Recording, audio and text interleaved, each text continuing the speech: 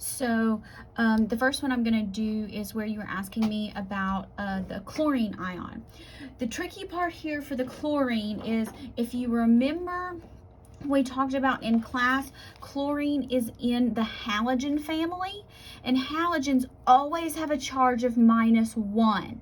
So that's the key to this problem here. So it's going to be, and I believe mastering wants you to do it as just a Cl minus, and the 1 is understood. So that would mean, thinking about, so a charge of -1, I'm just elaborating on here. I'm sure you can figure out how to do this. Remember that charge equals protons minus electrons. So if we have -1, and we know we have 17 protons, because chlorine always has 17 protons, minus the number of electrons, you'll get a total of 18 electrons. Now, so that was some formatting. So use your periodic table here as well. And so if you're looking at, it says iodine. Iodine's also a halogen. It tells you it's a charge of -1. Strontium is in the alkaline earth metals. You can't see it. There it is, which always have a charge of +2. So that's kind of just a little bit of periodic table orientation application. All right, now let's look at this other one. This can look very, very strange. Okay, so let's kind of approach this from figure out where to start. All right, we want to know the number of atoms. To get to the number of atoms, we're probably going to need to know the number of moles, which hopefully you've seen the lectures and you know where to go with that. Okay, well, from moles, we can get grams, and we can get grams from our volume. So that's kind of what we're going to do. But so starting here, we have 2.63 inches, and it's a cube. So remember, volume of a cube is going to be your side cubed. But we don't want inches, we want in centimeters. So we're going to need to do that first. So hopefully I've got enough room to do this on one line. If not, I'll carry it on down. Okay, so we're going to start with our volume, which is going to be 2.63 inches. And we're going to need to do it 3 times. So let's just write it 3 times.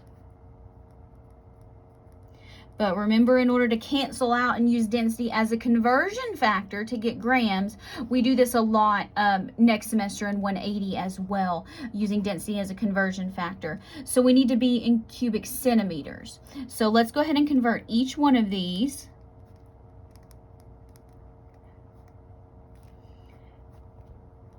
And if you wanted to do that one time and then get your volume and round, I don't always trust mastering with the rounding. It's kind of strange. But also, don't be afraid to use the hints. That can also help you if you're not liking my particular way of demonstrating. Okay, so now we have a volume in cubic centimeters. I don't know the number yet, but there it is. All right, so now let's use our density as a conversion factor. So 4.50 grams per cubic centimeter. All right, so there's all the centimeters are going away. We have nothing left but grams. That's good. So now we can use our periodic table to go, and this is titanium, so I'll put a TI there for titanium.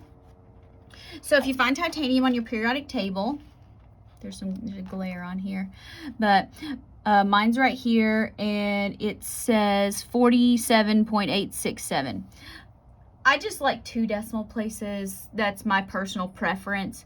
So I'm going to say 47.87. So 47.87 grams of titanium equals 1 mole of titanium. Now we know how to get from moles to number of atoms using Avogadro's number. We know that 1 mole of anything is 6.022 times 10 to the 23rd anything. So here I guess we can put atoms. So I have enough room to write it, but not enough time room to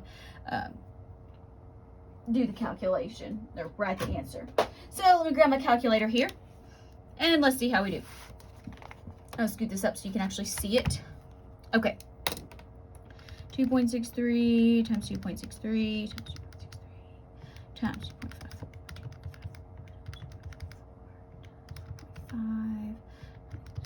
2.54 10 to 23. Be sure to use your E function on that. It really helps. Now divide by 47.87. Now you're going to need a huge number. So be careful here and don't get bogged down in the all the decimals. So let's say 3 significant figures. So let's round 1.69.